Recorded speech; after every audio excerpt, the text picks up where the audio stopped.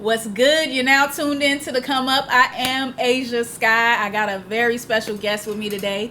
You might know him from Wildin Out. You might know him from social media. His skits like Trap Pastor. His skits like Customer Service. You did your research. You did your research. I be out here, man. Okay. I be out here. I am culture. I'm with it. So I know everything that's going on. I respect the Chocolate Thunder. Thank you. Now. Thank you. You might know him from a lot of places. I got with me today Darrin Brand, a.k.a. Big Baby. You better say the Big Baby. Come the on big now. Baby. I Weezy gotta F. Big Baby. Nah, what's happening? How y'all doing? Glad to be here. Glad to be here. All right, man. We're going to jump right into it. A lot of the world first got exposed to you through seeing you on TV. Like, wouldn't you say? Yeah. That's the majority. Mm-hmm. So I know you were grinding years before that, obviously, to get to that point. So let's talk about where you started comedically. My comedy career started as a child. I was always childish, man. My mama had no nonsense policy, so I was very, very smart. She definitely pushed me to my limit academically. Right. So I wasn't allowed to bring home C's or anything like that. But I also grew up in a very dark household. Stepchild, a lot of issues growing up. So I would be one way at school and one way at home. At home, I'd be miserable, no conversation. But when I was at school, I was lit, turned up. You know what I'm saying? You Making take the class. all that energy, put it somewhere. So, shoot, from middle school to high school, I got senior superlative class clown. Most fun to be around. That catered over to college, where I began hosting step shows, hosting talent shows, and the hosting and stand up is very similar, but two different lanes as well. And then I graduated and got a job, and I was wait, hold on. I was jumping in there. We speeding through. Okay, so you're in college. You've been building up. You've been funny your whole life. Now you get to college. What is your mindset in college? Are you like, I'm gonna be a comedian? I'm doing this? Man. What's your mindset? My mindset in college was graduate. I was the first male in my family to go to school, so I had a lot of pressure to just graduate. That was my mindset. I didn't. In college, the world and society teaches you to graduate, get a job, have kids, get a house, buy out. Exactly. That's the lane. That's how it's beating your head. That's how society has displayed it for so long. And so I was on that wave. Parents will steer you in that direction. I was on that wave. Regardless of if you're showing a certain creativity or a certain talent, they'll still steer you in that direction. I was on that wave, man. And I remember the day I quit. I had a ROTC scholarship. I quit. I was a architectural engineering major. I changed it. Because that job, everybody I know who graduated was miserable at their job at the desk. Changed my major. I grew my dreads out. My mama hated that. It was just a big transition, and she hated all of it. And so I was really on that. I'm gonna get a job, so I got a job. I was a manager at Walgreens. Okay. I was part of the management team. I probably worked there. This is real life. Yeah, it's real life. This customer service. This customer service. This is real life. Motherfucking life. I done worked at 4 or 5 stores. I done set up stores, broke down stores, had management, got promoted, all that, man. And it was, when you work a job that you're not supposed to be at, it tears you down. Like, I felt myself dying at that job. It did its job. It covered the bills, and I was able to, travel and do a lot of things. But I was dying inside. I never forget it. I got a phone call from my homeboy Bert, comedian Bert out of Charlotte. Okay. He was part of the Freestyle Funny Comedy Show. We'll get there. Okay. He called me. I was at work, and how black people, we ain't shit at work. Once you learn your job, you don't give a fuck about. You learn ways to sneak around. So I used to wear my dreads down and put a Bluetooth in my ear and talk to my friends on the floor. And he called me. I was like, dude, what's up, bro? You know what I'm saying? Working and shit. Right. He was like, hey man, you want to do stand up? I was like, I'm funny because black people don't do stuff by themselves. So I tried. Yeah. So he told me, well, I'm gonna take these classes. And we need to go start this shit. I was like, well, look, you take the classes. And you tell me everything you learned, and we'll go from there. Black people. Yeah, man. Find a way around. Gotta find a way. But we had an open mic in Greensboro, North Carolina, the Comedy Zone. Okay. We promoted it like it was our hour special. So it was packed. Flooded, you know what I'm saying? That's how you gotta do. You gotta make it your show. Yeah, we made it crazy. It wasn't but 4 minutes. That's all it was 4 minutes. Do you hear me? And the thing about 4 minutes in stand-up, 4 minutes is a long time if you're not funny. Okay. But if you're hilarious, 4 minutes is a blink. And I remember Bert went up there first, and when I tell you Oh my God, he killed it. No, he killed it. I thought you was about to say he what bombed. the fuck? Why would you wish that? I'm not wishing that. It's the past. But that's the first thing you just said. He bombed. Like, nobody starts their dream story like that. A lot of dream stories start like that. Anyway, no, he killed, destroyed. I'm talking about. Good job. To the point where everybody was like, I was like, wow. And then I went. Okay. I killed. Hey. So my confidence was like, what the fuck? And then I met Chico Bean that same night. Okay. And I saw him go. Chico Bean, he was also a little bit more seasoned than us because he started stand up in college. So he destroyed. So I was like, okay. Wow. There's levels to this shit. Exactly. So that was your first stand-up That was my first, and I caught that bug. When you, it don't take long for you to figure out your purpose. Mm-hmm. It don't. It's a feeling. It's a natural born God feeling that it's what I want to do. Right. It's never nothing you got to question. And the moment I got them first laughs on stage, I knew this is what I wanted to do. And then from there, formed Freestyle Funny Comedy Show, which was me, Chico Bean, Bert, B-Dot, Osama Been Drinking. 4 of us have been on Wildin' Out. Yep. We tried to get Drink on there. It didn't work out. Mm-hmm. Me and Bert did Joking Off. Chico's part of 85 South Show. I've been part of that as well. Right. Dot has his social media thing going, Speed Dot. And Drink goes on the road with me a lot. And that's where it started. We did Freestyle Funny. We've been together. We started 10 years ago. It's been a decade since I started stand-up. And I was going to ask you about that. That was a little bit later, but the camaraderie, having peers that you know made it easier. What's the importance of that? It makes it easier, man, because the game is fucked up. People won't give you chances, but when you have a team to help uplift you and try different jokes with, and all 5 of us at the time had different perspectives of comedy. Right. So you would get this kind of joke from this guy, this kind of joke, and put it together. And we were strong. If we would have stayed together the way we should have, we would have literally took over the comedy game. We was the first comedy show that had stand-up and improv. Right. So what happened with that? You guys just all got into different stuff? Busy, man. It got real busy. Right. Osama Been Drinking, and B-Dot has a radio show at 102 Jam, so that hindered them from traveling. Right. And at the time, me and Bean, we both quit our jobs at the same time. Okay, gotcha. So we was on some shit like, we betting on us. Right. And quitting your job is the most scariest shit in the world. Exactly. But I mean, I felt relief when I did it. I felt relieved.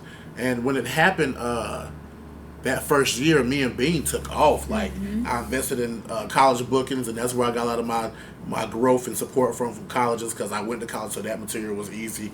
Right. And we got on Wildin' Out. So wait, so when do you know when that time is right in your life? Like, for anybody that's caught in that balance, because a lot of people they're like, all right, I got this passion, I got this dream. It's never a right time.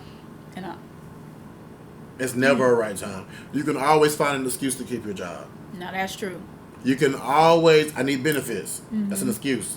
I need health. That's an excuse. I need dental. That's an excuse. You can get all that stuff. I need to build my 401k. That's an excuse. Right. I need to make sure I have a safety net. That's an excuse. You can always find an excuse. It's never a right time. You know what's crazy? Me and God was scrapping. Y'all had to like, me and the Big G was scrapping. Like, he was like, quit. And I was like, no.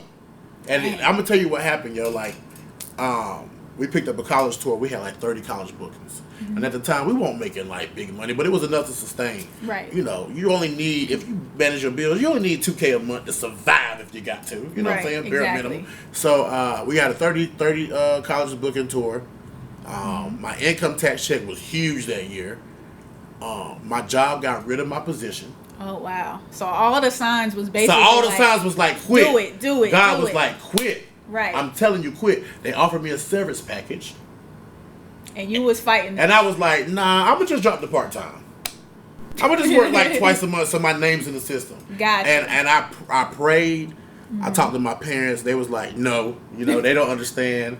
I had a couple of peers. My T-shirt partner, product of better judgment, Ross, he was like, quit. My brother Walter, one of my best friends, quit. Right. And I jumped. And that first year was the best year I've ever had. I made more money than I did at Walgreens. Now the second year, shit got real. It goes up and down. It got real. You gotta be ready for that. It got to the point like, why'd you quit? Why'd you? And I questioned myself. And the hardest thing about chasing your dream is like, you just can't quit. Right. That's it. That's the secret to the whole shit. Is don't quit. Right. Everybody quits. That's the thing. Everybody finds right an before excuse. It happens. Right before it happened. Dang. So that's just like the craziest journey to me. Yeah, it was wild. And then so that second year, when you like, all right, I'm fucked up out here. What did you do? Like, how did you go about that mentally? I don't know. I don't know what happened. Like, it just, man, Chico made Wildin' Out at the time. I don't think I had the mental capacity or strength to be a celebrity or that kind of exposure. Right. Dot made Wildin' Out, so I had them two brothers there to help me coach through. When I got my audition, I drove from Charlotte, North Carolina to New York for a 15-minute audition. Wow. Okay. Pause this. Yeah. We're gonna get into the Wildin' Out era. Yeah. Okay. Actually, let's do that now. Let's get into that now since you already started. So, how did the Wildin' Out situation come about? Chico made it. He went through the audition process. He made it. He brought Dot on. Dot made it. He suggested me. They was on some shit like, another one of Chico friends? All right, now we're getting out of hand. Right. And they were like, all right. They called me like on Monday. Said, if you can make it up here next Monday, we got you. At the time, we ain't have money for flights. Want no credit card popping like that. We was at the very beginning of the shit. Now, this is a lesson for creatives. Yeah. You have to find a way to make it happen. You have to. Because it's never going to be that perfect opportunity. Never. Where you just got paid and the money's in your account. Never. And you got it to get the flight and you got hotel and you got room. And luckily, when I had my job, I made the right decision. So I did have a credit card with a nice amount where I could, just in case shit like that happened. Right. So I rented a car. We had a show in Charlotte, the Comedy Zone. Okay. After the show, me and Chico hit the road to drive to New York. We got off stage at 11 p.m. and drove all the way to D.C. Stopped at my homegirl left a key for me. So by the time I drove to New York, I was on fumes because my adrenaline was so the whole ride. What I'm gonna do. And I went in there. I never forget. They had been seeing people all day, so they was like this. They, their energy was there. And I walked in. I was like, "Look, motherfucker, we ain't coming for all that shit." Now. I walked in and started stretching. I'm a big boy, so they was laughing at that. I was trying to touch my toes. I seen my homeboy, one of the people I know produced. He was a big dog. I was like, "What's up, big boy? It's our season, ain't it? Oh, this cold weather. We getting all the hoes dying." The second lady, her name was Candida. I was like, "You fine? You like big boys? Got them." So at that time, they went from this to this, and then I just was myself. Right. Because I always told myself, if I ever got the opportunity, a lot of my friends, we have a saying between us that we don't go home. We don't go home. Let that soak in. You got to. Even if you do go home, you have to walk in there with that mentality, like, I'm not going home. Exactly. I don't give a fuck with you. I don't give a fuck about none of y'all behind this table. Y'all gonna get all this smoke. Exactly. And then even if you do go home, you already went in there. All right, I gave this 100%. I did this. Like, it's not. I just gotta go harder. Me. Like, it wasn't me. Next opportunity. Exactly. And the thing about Wildin' Out, that wasn't even no Cinderella story. So I made it, right? Called me, said, "Hey man, we're kind of over budget. We're gonna use you as a local hire. Is there a way? Is there a way you can get to New York?" So I was like, "Damn, they paying for everybody else shit. They getting them flights." So wait, a local hire is what? That means I live in New York where they film it. They don't gotta pay for room and board. Oh, okay, got you. They don't put you up. They were like, "Yeah, can you find a way to get here?" I said, "Bet, fuck it." I bought a flight. Got a flight. My B-Dot, one of the cast members, and Chico, my brothers, were both cast members. They both had rooms. I said, "Guys, I'm about to crash here. I'm about to crash here. Is that cool?" They both said, "Bro, you already know. Bring your shit." Right. So I was pretty much auditioning the whole rehearsals. I was on the chopping blocks. Okay, gotcha. And then the first day of filming, I was told I was on the episode. Then before I went to sleep, they was like, "Nah, we took you off because, budgets. Keep your head up." That next morning, suit up. You're on the first episode. Okay, gotcha. So they took you on They took me. I'm talking about like, so I walked in there. It was the first episode with Pete Wentz. The first game we played was Let Me Holler. My first joke ever on Wildin' Out was I jumped on the floor, slid, looked up. I remember that one too. That was the first joke I ever did, ever filmed ever. Wow. And then I did. My second was my boy Pete got that. My Pete Wentz got that loud, and it make you fall out, boy. And then no, my first two jokes. I remember this episode so vividly too, because I was like, "Yo, he really just dove head first onto the floor." And when I did it, everybody was like, "What the fuck?" And then the reaction was so crazy. Yeah. So they were like, "Bet." And then I filmed every day except for one. My first season, out of 16 episodes, I got 7 and the stand-up special. Damn. And then from then on, I was rolling. You was rolling. My second season, LA. They brought a lot of people in. I got like half the season. I think we shot 24. I got 12. Right. So the third season, I had to audition again.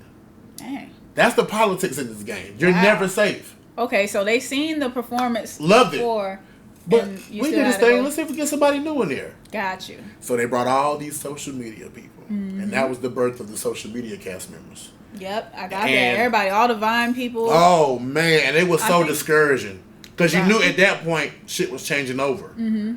You know what I'm saying? But, you know, that season 10 was where I earned everybody respect. Right. It was over. I got 13 out of 16. Mm-hmm. I got some of the biggest moments that season. We shot an hour episode with Chance. Is that the one with you and the girl from Black Ink? That's the next season. Oh, okay, got you. So boom, so that's 13 out of 16. That next season, I got 16 out of 16. Everyone, and that was the Skye at that moment, and the one with Khan and them big moments, and, right? And the Wyclef Jean, Wu-Tang Clan. That was.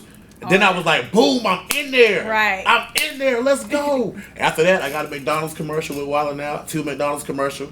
Jeez. Oh, and don't forget about Basic the Bougie. Basic the Bougie, the web series. Boom. So I'm like, I'm in there. Like, MTV fucking with me. Integrated into everything, basically. They loved it. Mm-hmm.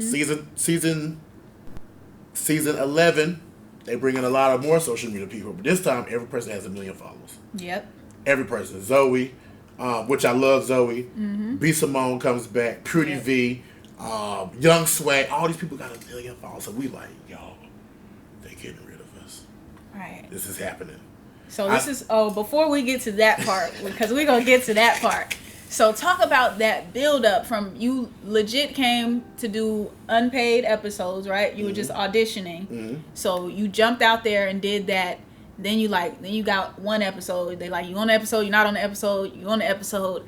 And then you built it to 13, 13 out of 16, and then the whole season. So just talk about that gradual climb. You can't quit, man. And you got to be you. You have to be you. Like, I'm not a rapper.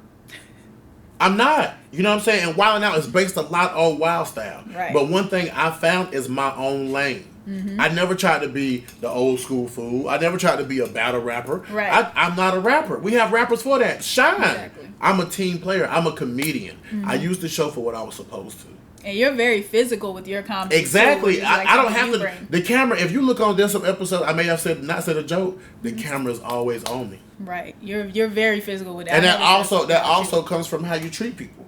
Because every day on set, I spoke to everyone. Right. The people who got our coffee, the people who fixed our food, the cameraman. Like, it was people who never spoke to. I spoke to the cameraman every day. And you know what? That camera stayed on me. Right. And that goes a long way in your come up because people will treat you a certain way based off what they think you can do for them or how important they think you are. So, like, oh, he's the director. Let me make sure I speak to him and be nice to him. No, everybody. Everybody across the board, because it's like you never know what your relationship with somebody can be. What you just said, where that can go. What you just said was so real because I've gotten so many opportunities from the people I spoke to and not the people who directed.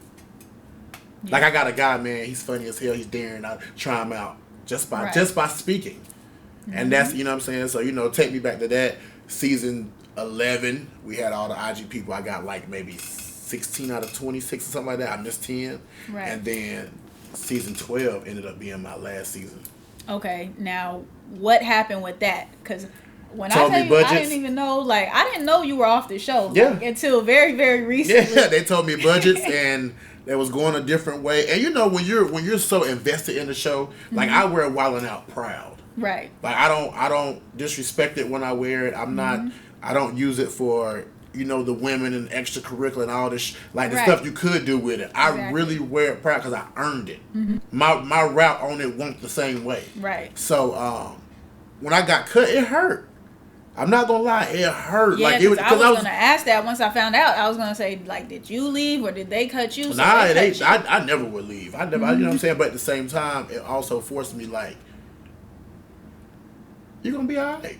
Right. You know what I'm saying? You have 80 episodes under your belt. You're literally going to be on TV for the rest of your life. Exactly, because they show the reruns every day. And I'm on literally at least more than half every day. So it's like, I did what I was supposed to do, but I know something huge is going to happen. And I have so much things in the work, I just don't know what it is. And it's not I love all my peers and all my brothers who's in the show, and everybody go well. I wish them well. There's no malice in my heart with anybody who's still on the show. Right. It's just that, like, I've been there with y'all the past 6. Yep. Like, I've been with us when we was like doing them songs, and when we went from we won't always treat it like this. Right. Like, we won't always in these nice hotels, and we won't get paid Started like from this. the bottom and Yeah, you know what I'm climbed saying. So, but you know, and you know this quote is said all the time, whatever God has for me. But one of my good friends, Tyler Chronicles, he's a comedian. He says, I don't only want what God had for me, I want all of it. Right. So that's the mindset I took. And, you know, even then, like, the producer from Wildin' Out just asked me to do the social media award. So I'm still tied in the Viacom family. Exactly. People And know those my are talent. lasting They relationships. know my talent. They know Yeah. my worth. You know what I'm Exactly. saying? And, you know, even if I would have popped up, I'm 100% sure they would have threw me on there. Right. So it's still love. You know what I'm saying? So getting cut from Wildin' Out, I would say you kind of answered this, but just more in depth, would you view it as a setback or a setup for something greater? Definitely a setup. When it happened. Definitely a setup. That was a setback. It wasn't a setback because I literally had maxed out all you could from the show as a person in my position. Right. You know what I'm saying? I've literally, 80 episodes in 6 seasons is crazy. And not only 80, I'm talking about bonus episodes. I've earned, Right. like, I've been invited to the tour dates. Like, I left Did it nothing on all. the table. Done it I all, left said nothing it all. on the table. Yep. I had a moment on each segment. I've had a moment with the biggest celebrity. I have, like, the Aunt Vivian clip is like the top 3 viral moments of all time a while now. I've done more than my job. Man, I like you really did have some classic moments. Right. Like when I tell you the one with you and the girl Skye from people Black love Ink, that. I love that one. It goes That's crazy. one of my favorite It's ones. still to this day is one of the top ones. And then it's crazy to think that it comes off the top of the head like that. Like, where did you build the improv skills? Freestyle Funny Comedy Show. We used to do a show once a month in Greensboro for literally 6 years. Wow. Straight. So that's new jokes every month. You know what I'm saying? That's new games every month. And it keeps you on your toes.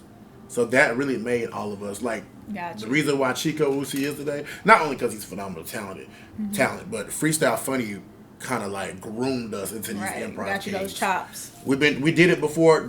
We did it before we was paid to do it. Right. We won't make it nothing. You know what I'm saying? Nah, that's true.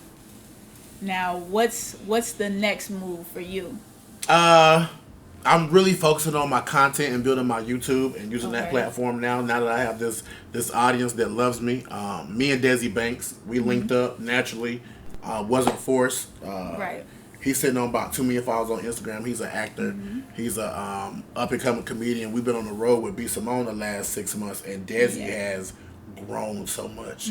He went from doing a 20-minute set to like doing okay to like 35, 40 strong. Oh, wow. Yeah, So, now I know him from the B. Simone Right, skits. right. So the growth with him With that them. we've shared, oh my God, I'm so proud of him. So we're on the road. We're going to St. Louis, Vegas, Dallas, Houston, Everywhere. Chicago, Detroit, New York, Buffalo. We're literally going everywhere. You know what I'm saying? We're not missing a spot. So that's what's going on next. Content for my YouTube. I'm about to be the opening comment for the social media awards. I'm about to do a social media special nomination things, episode. man. Yeah. Basically, the Bougie just got picked up for season 3. Okay. Oh, that's what I was gonna ask too. Since you weren't on Wildin' Out, was basically Bougie still a thing? Because I thought it was kind of connected. It's not at all. It's Okay. it's an MTV digital show. Gotcha. It's not tied to Wildin' Out. It's totally Maybe digital because only. it's you, Timothy. That's why, because but me and Tim naturally clicked, Right. and so we was the best ones to branch out. And so you see me and Tim not on the show anymore either. Yeah. So that kind of, you know what I mean. So Gotcha. and Jessica and Justina's a guest from time to time. Like Gotcha. You made that clear on one of Yeah, them. yeah, she's a guest. Some of the episodes. This isn't her show. Okay. Love gotcha. you, Justina, but this ain't her show. It's me and Tim. Okay, black and yellow. Oh man, so that is just like such an important lesson in perseverance to me, because it's somebody who would just like take that as like a major loss. It doesn't seem like you take it that way.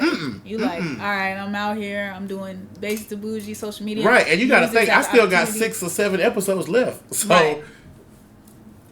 you know what I'm saying? Like, got big moments left. Like, even though I'm not on the show, I didn't film this season, they just showed a Jacquees episode, and me and Khan did Goddamn, and it was a moment. Right. So I mean, it's like I'm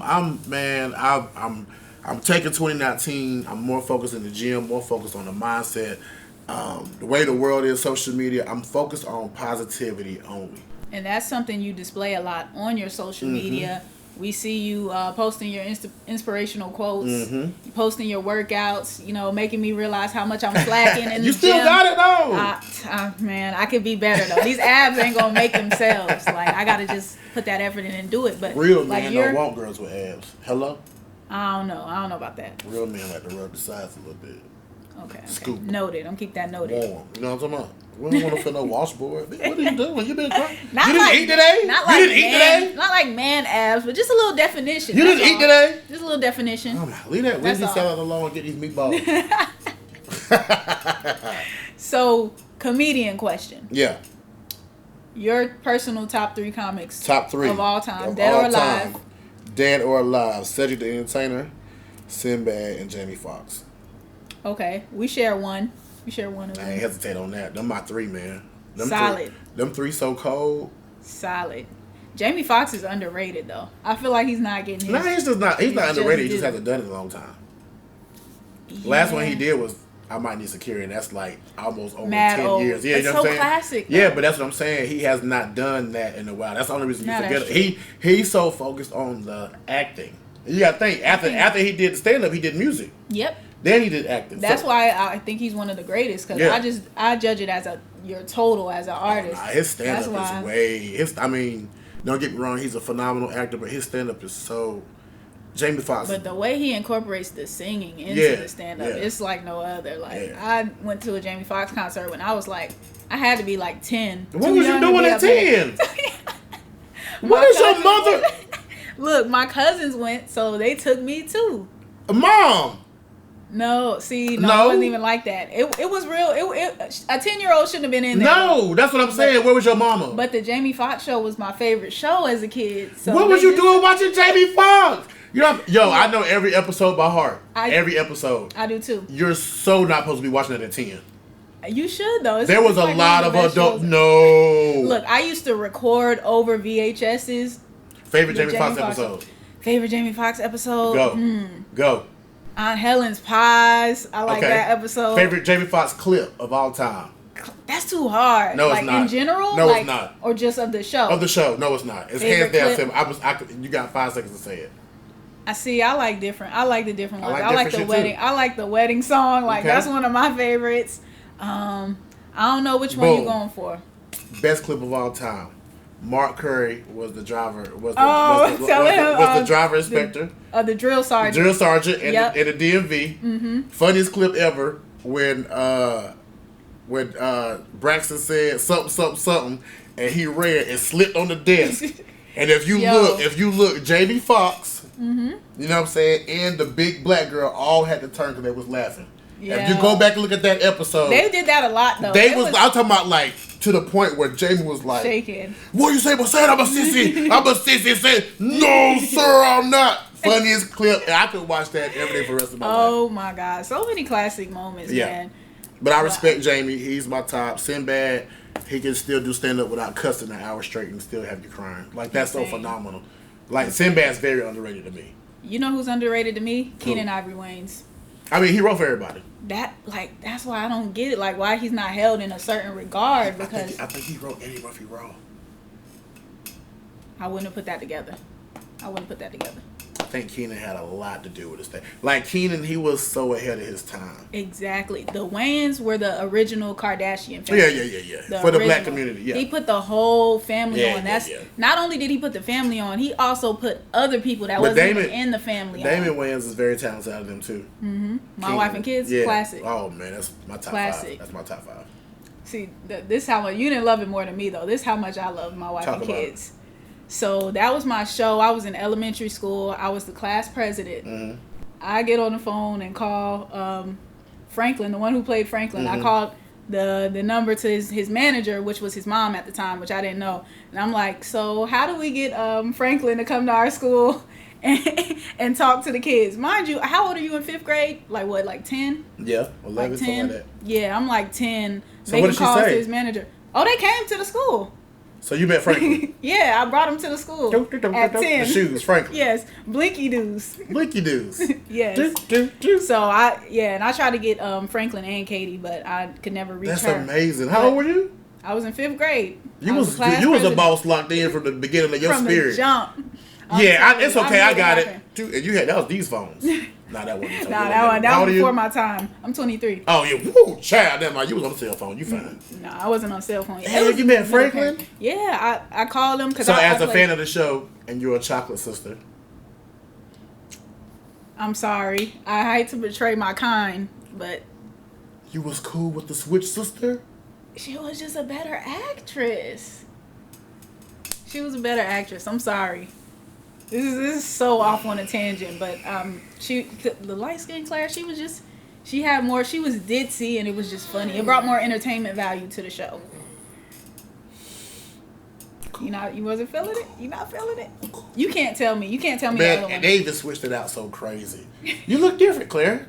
And then kept it moving. Now I really enjoy it. I mean, I just want to know how you feel. I'm very attracted to dark skin women. I'm very public about that. So. Nah, we out here, man. We out here. But you just switched. No, I did not. Cool. I still represent. Do you, queen? Do you, queen? Time. Do you, queen? Kelly Rowland. I see you. Oh no, I'm trying to roll with Kelly now. Justine Skye, I'm with you.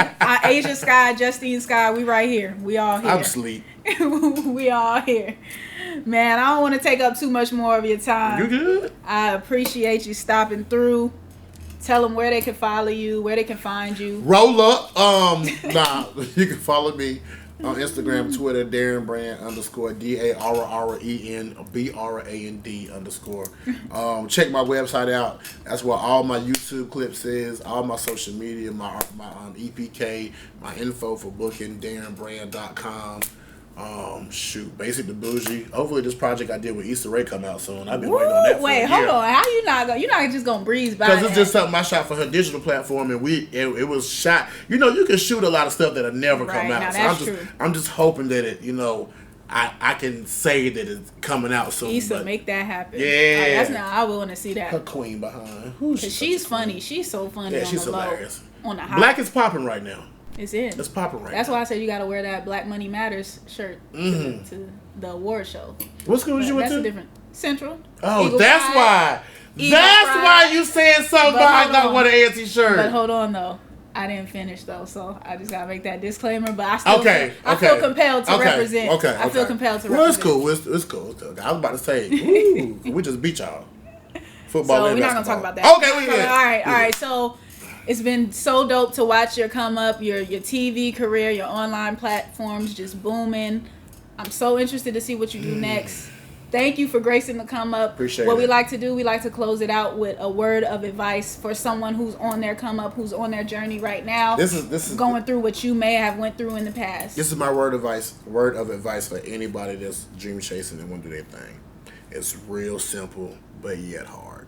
Whether you and this is for anybody who want to do entertainment as far as like singing, poetry. Listen, fuck social media. Okay? You use it for what it's for. Don't look left. Don't look right. Don't look at your peers. Don't look at the numbers. Don't look at the views. Just be current, consistent, and don't quit. I've never seen nobody who was current, consistent, and didn't quit lose. It may not happen in 5 months. It may not happen in 5 years. But please, I'm telling you, just don't quit. Consistent, current, don't quit. And your dreams will come true. It'll manifest. You heard it from Darrin Brand, a.k.a. Big Baby. I am Asia Skye. Don't forget to follow me at Welcome to Asia. Asia Skye? Asia Skye. Welcome to Asia. That's ASHIA. This is The Come Up.